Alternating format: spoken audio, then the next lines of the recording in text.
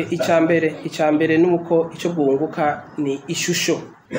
Burya kureka umugwi nka CNIDH ugakora ukagenda kuraba mu busho, ukagenda kuraba abantu bose bagiriwe nabi, ishusho ku gihugu rirekana ko atakinyegezwa kiriho yuko bafise ugushaka kugira ngo bashobore guteza imbere agateka kazina muntu. Ico ni cambere.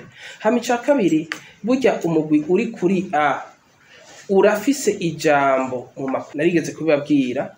Uri kuri A niho ushobora gufata ijambo mu nama y'ibihugu kubijanye n'agateka kazina muntu, bijya bibera i Geneve canke bibera i New York. Urashobora gutumirwa n'abantu bose baba expert des Nations Unies kugira ngo ugire ico bahanuye canke ugire des contributions.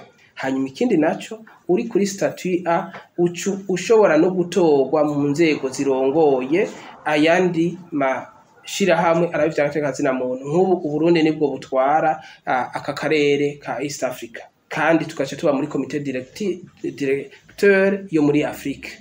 Uca wumva yuko dushobora kuja no muri Ganri bivana naho ubugi, kandi ushizemwo ukaba uri muri izo nzego zifata ingingo, urumva ko uronka umwanya ukwiye wo kuvuga no gutanga ama proposition y'ibishobora gukorwa. Sico kimene uko butarimo.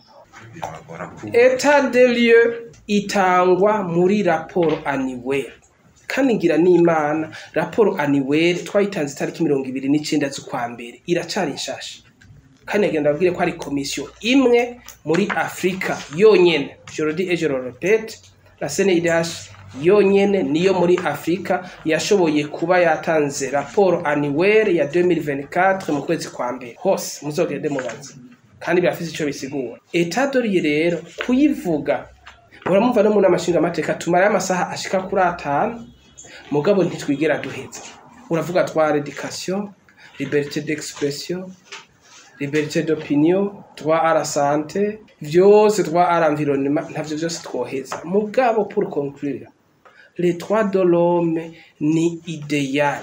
Vyo leta tereza gushira mu ngiro navyo tukavyandika, ni idéal n'ahantu twifuza ko twoshika. Twe turashima aho tugeze, mugabo tugasaba ko leta ahubwo rero ibandanya hajya turiko turasaba kugira habare hishika.